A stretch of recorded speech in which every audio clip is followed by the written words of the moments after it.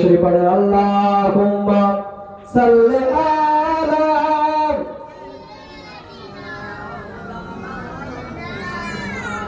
ওয়া আলা আলি সাইয়্যিদিনা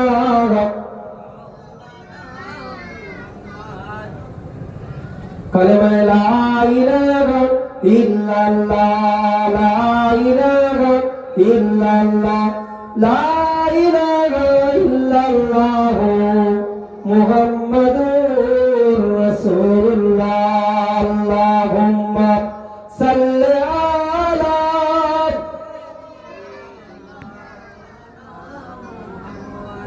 ওয়া আলা আলি সাইয়্যিদিনা ও গো চাঁদ তুমি বলে দাও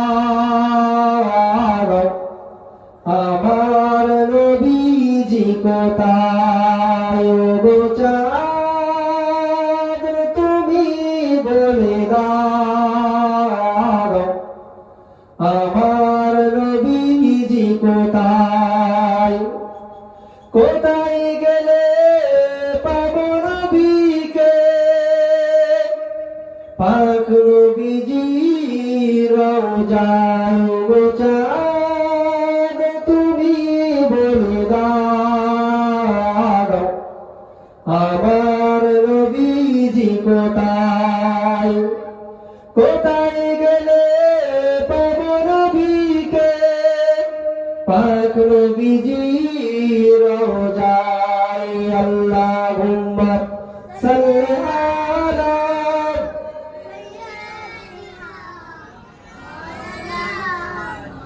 ওয়া আলা আলি সাইয়্যিদিনা শত শত গাজীরা হজ পেকে যায় শত শত গাজীরা হজ পেকে যায় কালো কাবা ধরে তারা শুধু শুধু কয় ওগো কাবা তুমি বলে দাও আমার নবীজি কোথায় কোথায় গেলে পাবো নবীকে কোথায় গেলে পাবো নবীকে পাক নবীজির রওজায় গো চাঁদ তুমি বলে দাও আমার নবীজি কোথায় আল্লাহুম্মা সাল্লি আলা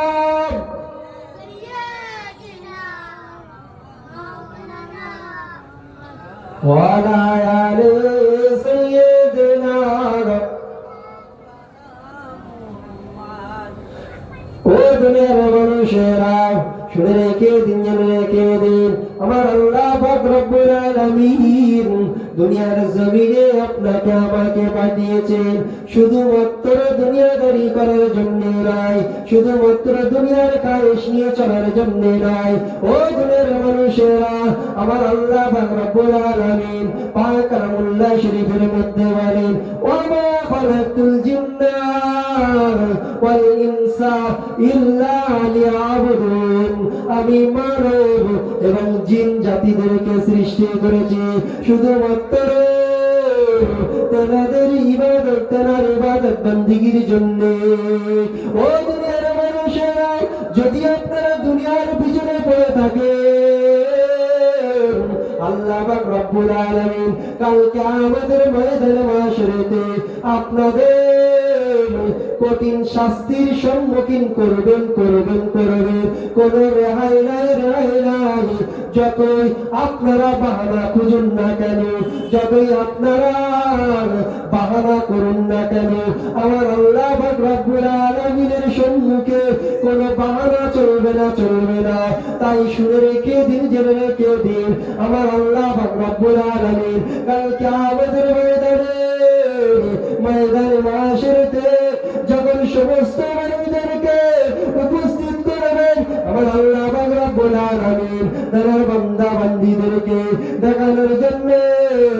আমার আল্লাহ পাক রব্বুল আলামিন জাহান্নামকে ফেরেশতাদেরকে বলবে ওই জাহান্নামকে নিয়ে আসো, এই জাহান্নামকে নিয়ে আসো। যখন জাহান্নামকে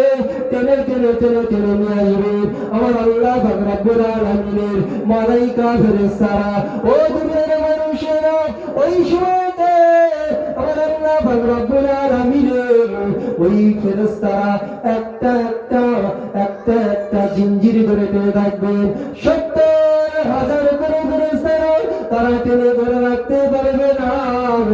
ওই জাহান্নামের একটা একটা দাঁত হবে, একটা একটা দাঁত হবে উহুদ পাহাড়ের সমান পরিমাণ। ও দুনিয়ার মানুষেরা শুনে রেখে দিন, জেনে রেখে দিন, ওই দিনকে জাহান্নামে এমন ভাবে গর্জন করতে থাকবে, এমন ভাবে গর্জন করতে থাকবে, ওই সময়তে হাসরবাসীরা